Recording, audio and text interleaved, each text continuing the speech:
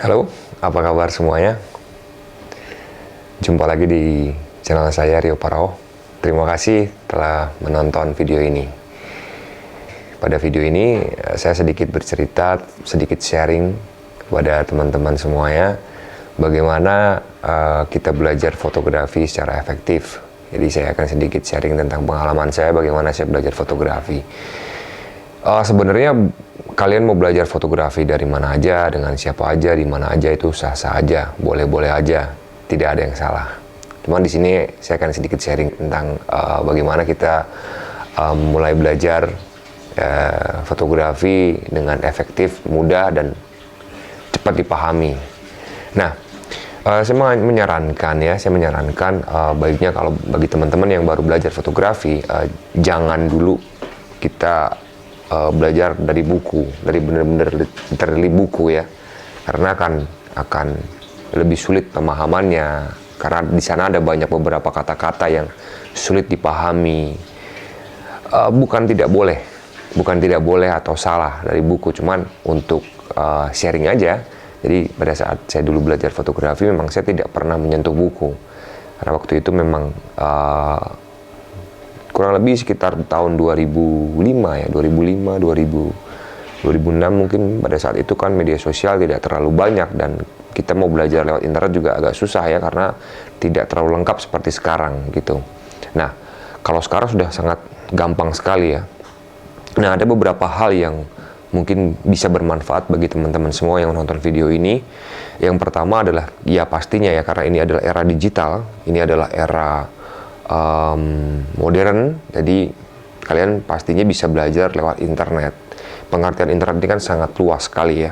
Kalian bisa belajar lewat Instagram, kita bisa belajar lewat YouTube, atau website, atau blog, atau apapun. Di sana kita bisa bongkar-bongkar, kita bisa banyak sekali ya yang mungkin kita belum tahu, bahkan mungkin saya juga belum tahu. Jadi sangat banyak peluangnya belajar lewat internet. Dari internet itu kita bisa mencari referensi, kita bisa mencari contoh-contoh foto, kreativitas, bagaimana ya kok bisa bikin foto seperti itu, bagaimana ya kok bisa bikin warna seperti itu, dan cara bikinnya gimana ya, alat yang digunakan apa ya. Nah, ini kan sangat menarik sekali. Dan pada prinsipnya sebenarnya belajar fotografi itu seperti kita menyukai seseorang, kalau saya analogikan ya. Karena ketika kita sesuka dengan seseorang, pastinya kita juga akan pengen tahu ya, rumahnya di mana, pekerjaannya apa, hobinya apa, dan sebagainya. Karena kita sudah suka. Tapi kalau kita nggak suka, kita nggak mau tahu dengan itu. Ya udah, biarin aja gitu. Nah, ya teman-teman di sini tentunya ketika kalian sudah menyukai fotografi, itu adalah salah satu starting point yang sangat bagus sekali, karena bukan terpaksa, bukan karena ikut-ikutan, karena ini trennya begini, enggak, tapi ini karena kalian sendiri, karena teman-teman sendiri pribadi. Jadi sangat semangat untuk mencari tahu. Nah, yang kedua adalah kita juga jangan lupa kita bertanya kepada teman senior atau siapapun lah ya, yang menurut kalian bisa menjadikan guru, menjadikan istilahnya teman curhat untuk foto, belajar bareng gitu. Tapi jangan sampai salah guru. Nah, ada kan biasanya kalau kita bicara tentang kita punya guru kan gitu kan. Nah, ini biasanya guru ini ada yang guru menyesatkan, ada yang guru benar gitu kan. Kalau di fotografi juga ada begitu. Nah, yang dimaksud guru yang benar ini ya artinya kalian mau belajar foto dari sudut pandang mana gitu. Kalau kalian dari segi sudut pandang yang mungkin kalian akan menjadi pengajar, dosen, atau mungkin kalian menjadi istilahnya lebih ke ngulik tentang filosofi fotografi, fotografernya, historinya, itu oke, nggak apa-apa gitu. Kalian cari guru yang seperti itu gitu. Tapi kalau kalian di ranah industri, kalian di ranah komersial, ya kalian cari guru atau cari teman yang memang sudah berkecimpung lama di dunia itu gitu kan. Jadi kalian juga satu frekuensi gitu. Jangan sampai kalian akhirnya jadi salah guru tadi yang saya bilang gitu. Jadi ini kan menjadi penting gitu. Jadi kalau kalian punya teman, atau saya sebutnya guru ya, teman atau ya semua tempat adalah sekolah, semua orang adalah guru kan gitu kan, kata-kata bijaknya seperti itu.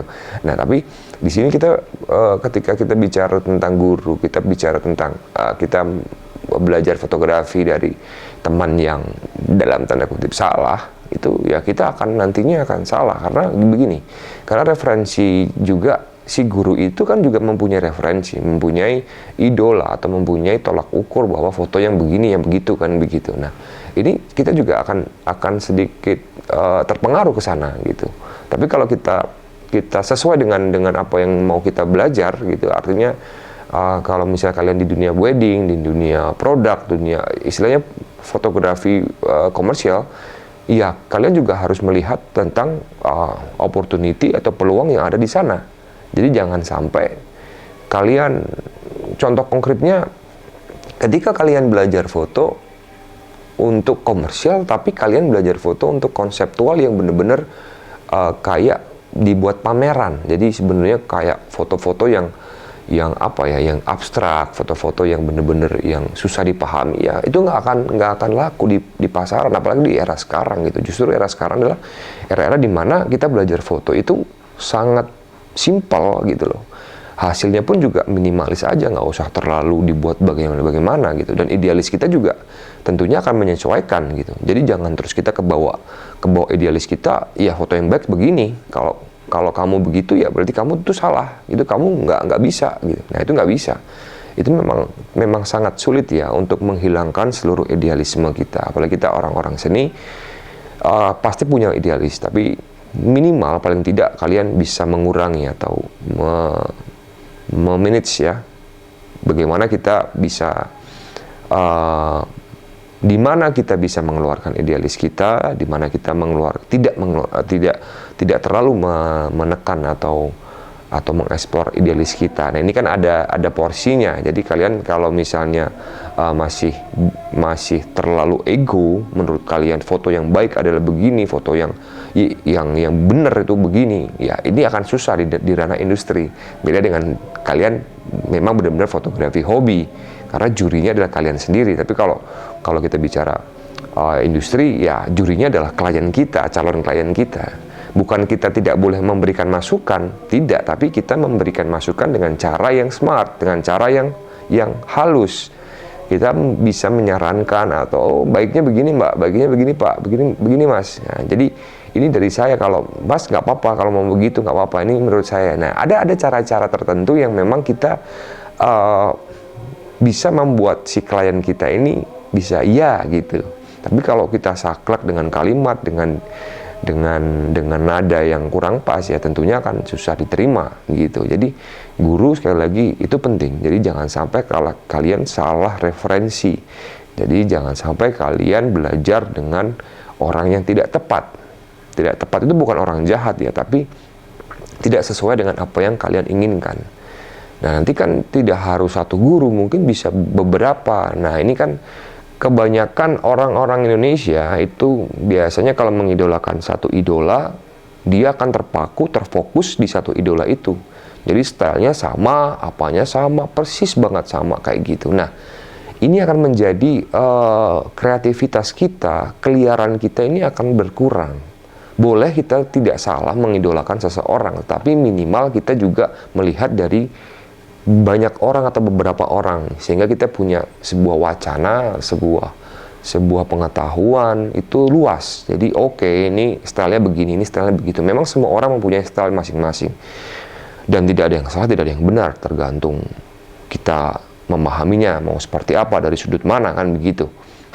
Nah, dan selanjutnya kita juga bisa selain kita belajar dari seorang guru tadi, tentunya kita juga paling tidak satu hari, kalau saya minimal ya 100 foto ya, kita melihat 100 sampai 200 foto untuk ya dilihat aja kita sambil mungkin ngerokok, ngopi, atau kita lagi rebahan atau ngapain gitu. Itu secara tidak langsung akan masuk ke memori kita. Jadi ketika khususnya pada saat teman-teman yang berkecimpung di dunia fotografer komersial ya. Jadi ada kreativitas, ada ide, ada referensi di sana. Jadi pada saat klien menanyakan, mas saya mau pengen foto kayak gini, nah kalian punya rekaman di sini, kalian punya punya apa ya, punya memori di sini yang pernah kalian lihat. Oke, kayak gini aja Mbak, gitu. Karena ide memang tidak ada yang benar-benar pure. Nol, tidak ada. Itu bullshit. Kalau saya bilang itu omong kosong. Jadi ide itu memang kita nyontek dari orang lain, tetapi kita kembangkan, kita modifikasi. Nah, inilah adalah menjadi sebuah daya tarik. Nah, ketika kalian sangat minim melihat referensi foto, melihat karya-karya teman-teman kita, atau mungkin harusnya baiknya ya dari luar negeri, dari seluruh dunia kalian lihat, dan itu foto apa aja pastinya akan berguna untuk kalian bekerja maupun kalian menciptakan sebuah karya. Jadi referensi sekali lagi sangat penting, dan referensi kaitannya dengan selera. Jadi selera ini memang kadang kata orang, selera nggak bisa dibeli loh, gitu loh. Ibaratnya orang mau sekeren apapun ya, artinya sekaya apapun gitu, ketika dia pakai barang branded misalnya begitu ya, tapi masih aja terlihat norak, terlihat kampungan gitu kan. Kadang ada yang kata-kata begitu. Nah, ini kan pemilihan warna, pemilihan modelnya. Nah, ini kan sama dengan halnya menganalogikan ke fotografi gitu loh. Ya, ada yang memang belum tahu, tapi ada yang dia udah tahu tapi memilih selera yang seperti itu. Saya tidak mengatakan selera orang norak atau bagaimana, tapi ini memang kenyataannya seperti itu. Karena faktanya ada orang yang memang khususnya seleranya ya fotografinya, karyanya begitu-begitu aja gitu. Jadi tidak mau mengikuti perkembangan gitu. Dan menurut dia itu yang terbaik gitu. Dan ini kan antara selera dia dan juga idealis dia. Jadi belum bisa dia mengikuti zaman sekarang bagaimana. Kalau kita mau bertahan, kita mau survive, ya kita harus bisa mengikuti zaman. Zamannya seperti apa kita mengikuti, jangan zaman mengikuti kita, nggak mungkin gitu kan. Nah, selanjutnya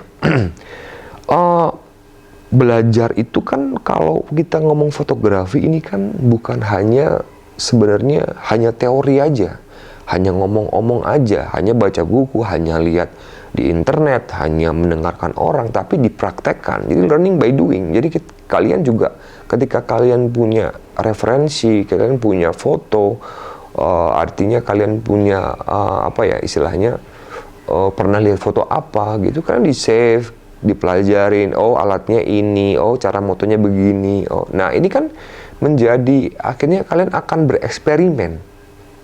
Nah, makin banyak kalian bereksperimen, makin banyak kalian melihat foto, otomatis keinginan tahu kalian itu kan semakin banyak, semakin penasaran, gimana nih bikin kayak gini, kok aku nggak bisa kan gitu. Nah, kalian eksperimen dengan hal yang mudah, sebisa kalian dulu. Makin banyak kalian eksperimen, itu kalian makin dahsyat gitu. Artinya eksperimen ini tidak harus mengeluarkan biaya. Misalnya ada eksperimen murah, bahkan gratis, bahkan eksperimen mahal. Kita lihat profesor aja bisa bertahun-tahun eksperimen sehingga dia menemukan sesuatu kan, misalnya begitu. Nah, kita kan tidak menemukan sesuatu, tapi kita bisa kita bisa melatih sense kita gitu. Jadi ketika kita foto makanan nih, kita hanya lihat aja bertahun-tahun, kita lihat ini bagus ya. Ya kita bukan menjadi fotografer, kita menjadi pengamat kan gitu. Tapi kalau kita ini kok foto makanan bisa begini ya, ini kok foto baju bisa begini, ini kan foto pemandangan bisa begini ya. Nah, ini kan kapan-kapan nyoba yuk pakai lensa apa sih? Banyak di YouTube kita tutorial sudah banyak sekali ya, kalian bisa lihat dimanapun ya. Jadi ini kan menjadi PR kalian. Jadi banyak-banyak praktek aja dan jangan tergantung sama teman. Jadi kalau temannya nggak bisa, artinya nggak bisa, yuk kita bikin konsep foto yuk. Nggak bisa, terus kalian nggak bisa foto, akhirnya kalian nggak menciptakan karya, ya sayang sekali ya. Jadi kalian paling tidak kalian bisa menggunakan peralatan seadanya, pakai tripod, atau kalian pergi jalan-jalan. Dengan adanya kalian jalan-jalan, nggak harus keluar kota, nggak harus memakan biaya mahal. Dengan adanya jalan-jalan, kalian mungkin bisa street fotografi, HI atau human interest. Kalian bisa melatih sense of art kalian, cara pengambilannya, nanti ngeditnya begini. Ya, ini kan sebuah upaya, sebuah proses belajar untuk kita menjadi lebih sensitif terhadap sebuah objek gitu. Jadi makanya fotografi tidak hanya melulu tentang peralatan, tetapi kemampuan kita melihat objek itu yang biasa menjadi luar biasa. Jadi ini yang menjadi penting gitu. Jadi kadang mata awam bahwa oh ini lokasi ini biasa aja, tapi ketika si fotografer yang motret apalagi sudah disentuh, diracik dengan editan, itu kan menjadi ini di mana sih, kok bisa begini. Nah ini kan sebuah pencapaian kebanggaan gitu loh. Nah ini adalah yang saya lakukan selama ini, bahwa kita terus jalan-jalan, kita terus bertanya kepada siapapun, kita juga terus melihat referensi, mengikuti perkembangan zaman. Ini akan menambah banyak hal untuk ilmu fotografi gitu. Jadi tidak hanya kita mengandalkan ketika kita ada project aja, kita ada kerjaan aja, atau kita ada teman aja, tapi kita sendiri yang harus memulai, karena kalau tidak ya waktunya akan lama, proses kalian akan lebih lama lagi gitu. Dan nikmatin aja prosesnya kan begitu. Nah, intinya adalah sebenarnya video ini saya pesan kepada teman-teman, baiknya kalau belajar fotografi banyakin praktek, teorinya dikit aja. Jadi kita terus melakukan eksperimen, kita melakukan foto, bikin konsep, bikin sesuatu, sehingga kita mempunyai karya original, tidak mengambil dari orang lain, dan pastinya ilmu kita akan bertambah dengan sendirinya, dan setelah tidak langsung kita, oh kok saya bisa foto begini. Tapi kalau kalian tidak pernah praktek, ya sangat susah ya, sangat susah. Terus juga waktunya juga kalian akan belajarnya, prosesnya juga akan lama. Mungkin video singkat dari saya mungkin seperti itu. Jadi mudah-mudahan bisa bermanfaat bagi teman-teman. Kalau ada hal-hal yang kurang jelas, bisa komen di bawah aja, atau mungkin bisa follow Instagram saya ada di bawah. Jadi nanti kalian bisa sharing, kita belajar bersama. Dan tunggu video selanjutnya.